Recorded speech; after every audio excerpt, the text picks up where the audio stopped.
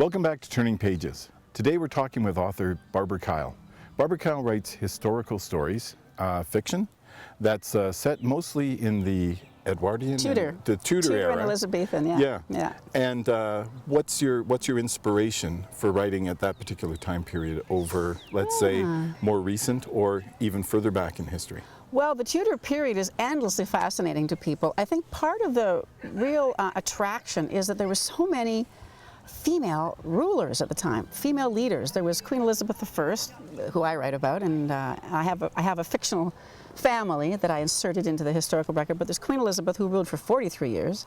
There's Mary Queen of Scots, with her extraordinary, strange, romantic story. Who ruled considerably shorter period of time. 7 years, and then Elizabeth beheaded her. Yeah.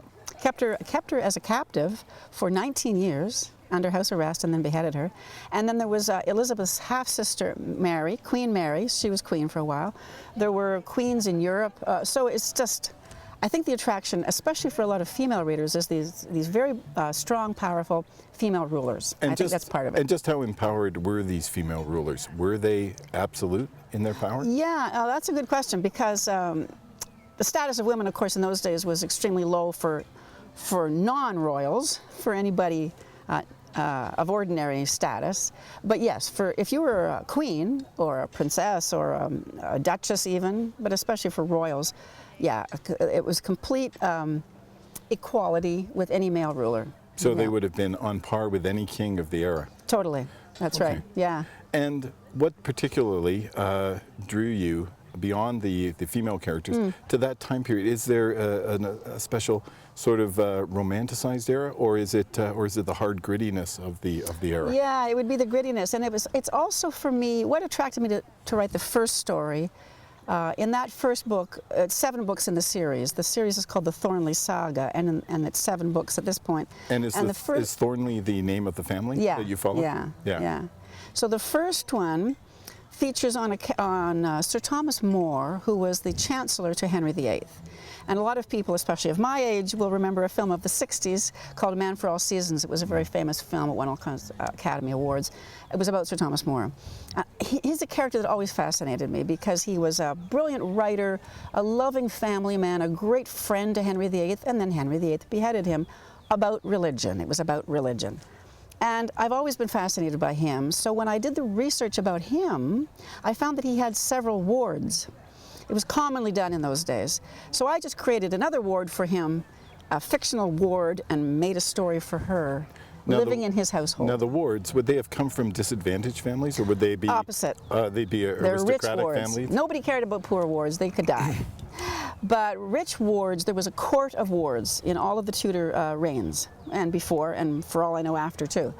There was a court of wards. So any young person who was orphaned, who had property, their case would come to the court of wards. It was a money-making court for the crown, because the gentleman bid for the wardships. And the ward, male or female, would go into their household, and they would bring them up there. They would educate them and bring them up. Usually they were married then. They got married then to a son or daughter in the family, and often they were very happy marriages. It was commonly done. Because the gentleman who bid on that wardship would get the rents and revenues of their property until they came of marriage. I was going to ask, what's in it for them that they would bid for essentially a stranger to come into their home? Yeah. So the crown got the money from the person who bid for it, and the gentleman who won the wardship then would get all the rents and revenues until that ward came of age. Okay. At which time, as I say, they usually married them within the family. So and therefore hung on to, in essence. Yeah, it was business. Yeah. It was business. Now, this is the 7th in your series. How many more? Oh, I'm sort of I'm taking a pause now. I'm a little tired. It's been thrilling writing the 7, but I'm taking a bit of a break now, so I don't know. We'll see. Are you working on something else? I'm working now on helping other writers. I have a symposium coming up in October. And it's going to be very exciting. I have major literary agents coming in to speak, and publishers. We're going to have a pitch fest for any writers who want to pitch their story to the agents or the publishers. And where is this taking place? It's taking place at Humber College, Lakeshore Campus, October 17th and 18th. And anybody can find out about it at my website, which is barbarakyle.com. So that's what I'm focusing on right now. I really enjoy helping emerging writers. and I like helping them find out how they can move ahead in their careers. So that's what the symposium is for. And what's the most encouraging thing that you can say to an emerging writer or somebody who's working on a manuscript and, you know, might be stalled, might need some help, Yeah. might need guidance? Come to me. No, seriously, I do help a lot of writers through manuscript evaluations. And what I do is the writer sends me the first 50 pages of their manuscript. 50 pages I find is good because then the writer can find out if we're a good fit. If they feel I can help them, I almost always can. I've helped a lot of people towards getting published. And if I feel I can help them. So 50 pages is a good way to start, and then if we feel comfortable with each other, then we move on to meet. I give a deep analysis about the manuscript, about character, story structure, prose style, point of view, everything. Now, when you were an actress for a number of years, and then you decided to become a writer, how did that change take place? Was there a pivotal event, or was it something you felt you wanted to do for a long time? How did you come about? How did you become a writer? It was not something I had wanted to do for a long time, and it was a pivotal event. I got old.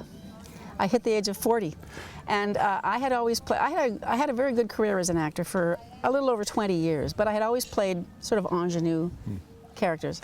So you hit the age of 40 as a female actor in Canada, and the roles start to die out. Exactly. The roles are better. Yeah. They're more interesting, but they are not as plentiful. And so I decided to just do something else. And I thought, I'll write. And I didn't have a clue. Not a clue. So it took me 3 years to write that first book as I was learning. And your first book was a thriller? Was it First book was the first historical fiction. Oh, okay. Yeah. Because you've written the 3 thrillers. Three thrillers too, that's right. Yeah, I wrote those under a male pseudonym. Yeah. And was that because that it was more marketable if people thought that it was a male writer? Yeah. Even now. Yeah, even now. Yeah, that's kind of sad. Even after George Sand and all of that. Yeah. Yeah. George Eliot. Yeah. Yeah. You know, it's far less, but it's just my thrillers are big canvas Tom Clancy type big canvas stories, adventure stories. Yeah. And I think that, and I have no market research to back this up, truly, Dave, but publishers do generally agree, and authors certainly do, that male readers tend to prefer thrillers that are written by men. Yeah. Women really often don't care if the writer is male or female. Although, in the romance genre, there are male writers writing, and they use female pseudonyms. Yeah. So it's about the audience just feeling comfortable, the reader feeling comfortable. So it's a bizarre form of equality. It is. It's crazy, but it's all about selling books. I like to sell books, and so that's what it's about. It's a business. So, as I say, I have no market research, but there's a general consensus that and I don't think men do it consciously. It's just, you know, in the back of your mind, how exciting can it be if it's written by a girl? Well, I guess there's that. Yeah. So, so 3 thrillers under a male pseudonym, yeah. And will you tell us what that male pseudonym is? Stephen Kyle. Okay, Stephen Kyle. Yeah. Thank you. So there was Beyond Recall was the first one. We had a great success with that. Sold over 115,000 copies of that, and it was a Literary Guild selection. And then the next one was called Aftershock, and the third one was called The Experiment. Yeah. And you're not tempted to go back into that thriller genre? Yes, I have. I wrote a thriller recently, and I've self-published it, which has been quite an interesting adventure. I can't say it's been that successful. I much prefer being with a big publisher. Well, that's an interesting question since you've done both. Yeah. And a lot of people who have difficulty finding an agent, finding a publisher, are going the self-publishing route. Yeah. And I personally think that's a viable option as long as you invest in having it edited, because there's a lot of stuff that I've seen that is self-published that really could use a stern or a not so stern, a stern hand of an editor. Yeah, absolutely. Because we all think that we write really, really well the very first time, and we all need that second set of eyes, I think. Yeah, no, you know as a good writer yourself. I think that filter is missing sometimes. Yeah, there's that about editing, and you're absolutely right about that. And I think every good writer, as I know you are, understands that we all need. I mean, I have my agent and I have my editors, but people who don't have that team, they do need to get outside help. But beyond that, even for self-publishing or independent publishing, as it's called now, same thing. It's about selling. It's about marketing, and that is a full-time job. Yeah. When you have a publisher, they do that. You get, of course, far less of a cut, Okay, we're talking about sort of 10% or less than 10%, which is very little. But they do all that work, all that marketing work. When you're self-publishing, you are responsible, and good luck as far as getting that book out into the world and getting it into stores and getting it into people's hands.